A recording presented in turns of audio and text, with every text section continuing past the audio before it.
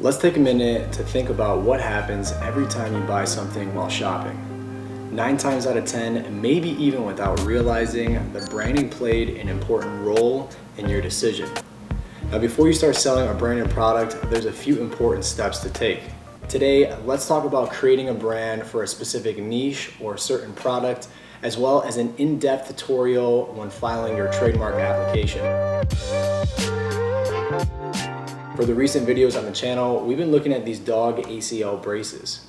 We determined from our product research that this product idea is currently trending with high demand and lower competition. I'll insert a card now for you to check out that video if you want to see the entire process. One of the reasons I like this niche is because when I first started looking into the market, I noticed that the competition didn't seem to be taking full advantage of their branding potential. Just from a quick glance, I didn't really see too many brands' names that were dog focused. Like this one, for instance, whose brand name is Bioa Gia. Also, after clicking a few listings, I'm finding that competitors don't have good listing images and aren't really capitalizing on marketing a brand. Right away, I'm thinking of techniques that I can implement to have a further brand reach to potential customers. For this example, we came up with the name Dogs Daily and made this simple logo for branding on our actual product. First, we need to make sure that the brand name we're looking to trademark is not already in use. To do so, we're going to use a website that I'll leave pinned in the comments below. That's basically a trademark search engine. Once you're here, under the select a search option, pick the first one, basic word search. From this page, you want to change this filter on the left to live, and then here at the search term, you're going to type in the name of the brand you're looking to create. Like we said before, we're going to use Dogs Daily. Click on Submit Query and you'll be brought to this page if the brand name you're searching is available for use. Now let's say, for example, I want to use the name Dogs Party. You can see after searching, it's already in use from someone else. The last thing we need to do before starting our trademark application is use the Trademark ID manual to see which class our product or service will fall under. This is important because it can ultimately choose which trademark application you file, as well as some limitations along the way. Let's say we trademark Dogs Daily, and the class we do so is within the Dog Services class. Now, it's important to know that moving forward, let's say if we wanted to use the same brand for selling pillows, unfortunately, you're not able to. You have to use a certain class that's actually related to your product for your trademark. I know it seems like there's a lot of little steps along the way in this process, even before we start the application, but it's really important that you make sure you do these correctly, because ultimately you're gonna waste your time and money if you don't. So now we're ready to search for the class that our service falls under. In the search bar here, I like to start a little general, and then from their search results, pick the class that best fits my product or service. I'm gonna keep it super simple and input dogs here. From here, we can see all the different dog classes and descriptions of the services to the right-hand side. For this example, it actually took me some time to find the class that really matched our product. But after looking, I found this class, Body Training Apparatus, and you can see here it's for strengthening legs. So this looks like a good fit. Now, because there are so many results from our class, we're gonna need this term ID to reference in our application. Next, go to the link in the description and open up the trademark application itself. Once you do so, you'll be brought to this page. The first thing you need to do is click this green button where it says set up your uspto.gov account. From here, you'll quickly have to set up an account with your email address. That's pretty straightforward.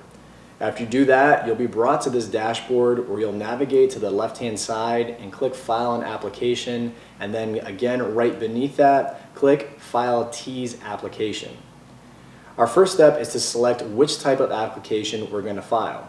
If you remember from before, we were able to find a class in the Trademark ID manual that matched our product service. So we're actually able to use this first and cheaper option, which is the Tease Plus.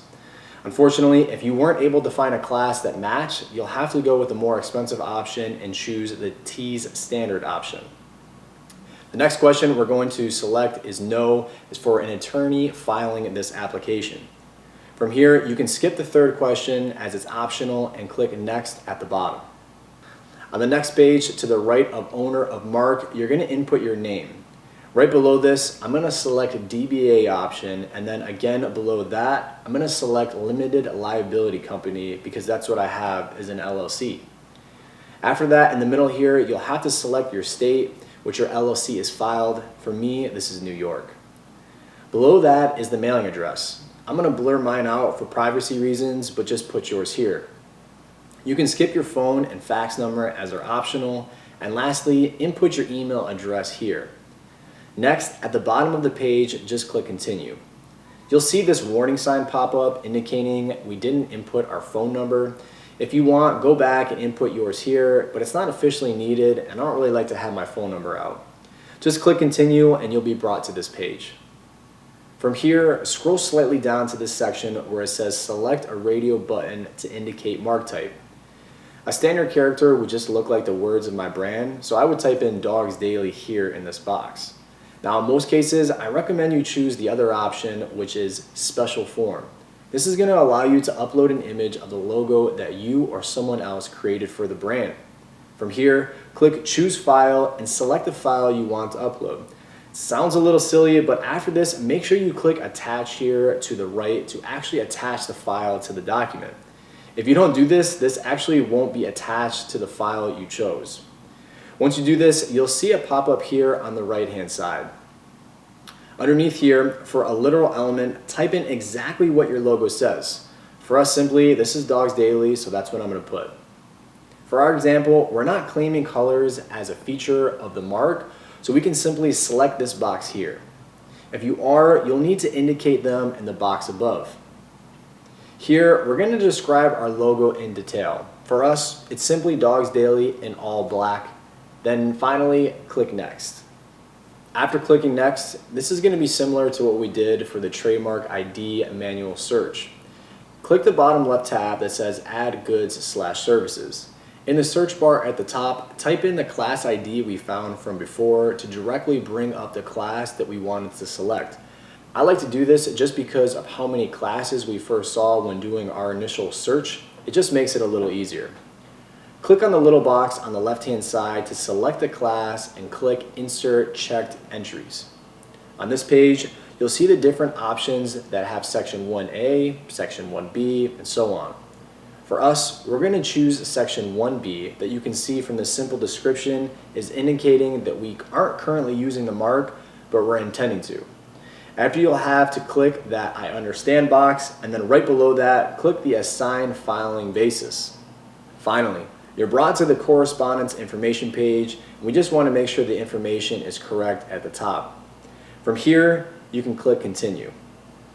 Next, you can see the fee for the application, which is $250. Next, click on the following option to indicate you agree with the terms and service. Below that, you're required to sign the document. It's important here to input your name as is shown in the example with a / in front and after your full name. Next is your full name with no /. Below that is the signatory's position. For this, I normally like to put owner. And lastly, select the date to the right-hand side for which you're filling it out. From here, click Validate and you'll be brought to this page.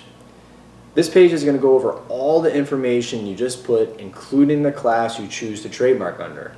Do not be lazy here. Make sure you take the time to check all the info and save yourself the headache and money of doing it incorrectly. Now you're at the final step that we all hate, and that's that you have to pay for the application. Input your payment method, click Pay and Submit portion here. As you can tell from this process, there's a lot of little steps you need to make sure you do correctly in order to make sure your application gets approved for the trademark. I think it's also important to mention that the USPTO is currently pretty backed up when processing these applications, so it ultimately could take between 12 and 18 months before your application is approved. Regardless, you'll have an application serial number from this whole process that will allow you to apply for a brand registry within Amazon, which is a pretty big plus. I hope this video was pretty informative and gave you a real good, clear tutorial on filing this trademark application, as well as some branding ideas that really help when marketing towards your potential customers. If you guys like this video, please make sure to like and subscribe, and I'll see you in the next one. Peace.